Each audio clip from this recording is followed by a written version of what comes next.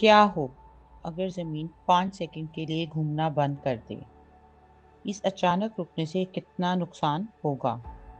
کیونکہ زمین اپنے محور پر ایک دن میں ایک چکر مکمل کرتی ہے۔ زمین بگ بینگ کی وجہ سے گھوم رہی ہے، جو 4.6 ملین ایئرز پہلے اس وقت ہوا جب زمین سیارہ تھی۔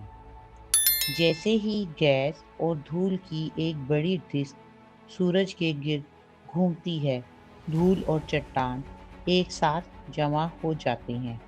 ایسی قوتیں پیدا ہوتی ہیں جو سیارے کو ایک سمت میں گھماتی ہیں۔ سیارے کو سست کرنے کے لیے خلا میں تقریباً کوئی قوت نہیں ہے۔ ہم گھومتے رہتے ہیں، ہم اربوں سالوں تک جاری رکھیں گے۔ لیکن اگر زمین اچانک رک جائے تو کیا آپ زمین پر کھڑے ہو پائیں گے؟ اگر سیارہ اچانک رک جائے تو ماحول پھر بھی حرکت میں رہے گا۔ اس کا مطلب ہے اگرچہ سب کچھ رک گیا ہے، لیکن طاقتور ہوائیں چلتی رہیں گی اور آپ کو ہوا کی رفتار 1670 کلومیٹر فی گھنٹہ محسوس ہوگی۔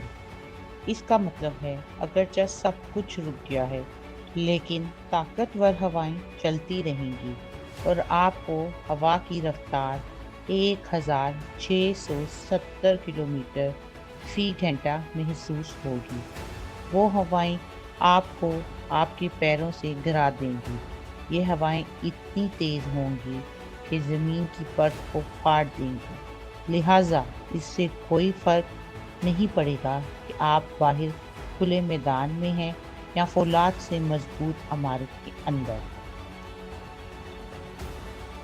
یہ ہوائیں سب کچھ مٹا دیں گی اور یہ طوفان مکانات کو ان کی بنیادوں سے ہٹا سکتے ہیں اور یہاں تک کہ کنکریٹ سے بنی بلڈنگز کو بھی پھاڑ سکتی ہیں۔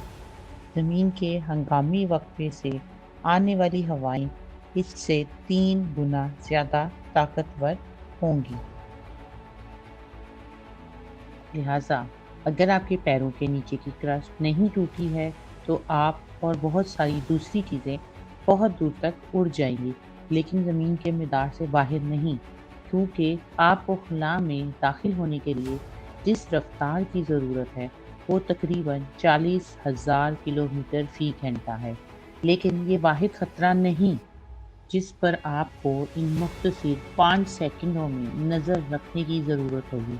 ہمارا سیارہ ایک مکمل قرہ نہیں ہے، یہ سیارے کی گردش سے پیدا ہونے والی سینٹریفیوگل قوتوں کی وجہ سے خط استوا کے قریب ابھرتا ہے۔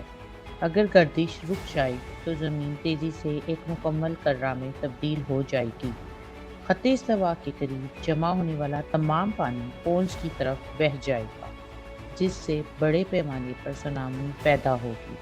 5 سیکنڈ بعد جب سیارہ اپنی پوری رفتار سے گردش پر واپس آئے گا تو وہ پانی پیچھے ہٹ جائے گا۔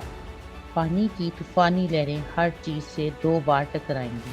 یہ ایک طوفان ہے۔ ہو سکتا ہے کہ اس منظر نامے میں آپ صرف وہی جگہ محفوظ رہیں جو شمالی یا جنوبی پولز کے قریب ہو۔ یہاں ہوا سب سے ہلکی ہوگی۔ اب آپ کو یہ سن کر تسلی ہوگی کہ اس سب کے بعد زمین اپنی معمول کی گردش پر آ گئی ہے، لیکن جیسا کہ میں نے کہا اس پر کچھ باقی نہیں رہے گا۔ ہر عمارت، تمام فصلیں اور تمام ٹیکنالوجی تباہ ہو جائے گی اور اربوں لوگ ہوا کے زبردست جھونکے کے ٹکرانے کی وجہ سے مر جائیں گے۔ لہٰذا اگر آپ اپوکلپٹک سے بچنا چاہتے ہیں تو آپ زیر زمین بنکر بنانا شروع کر دیں۔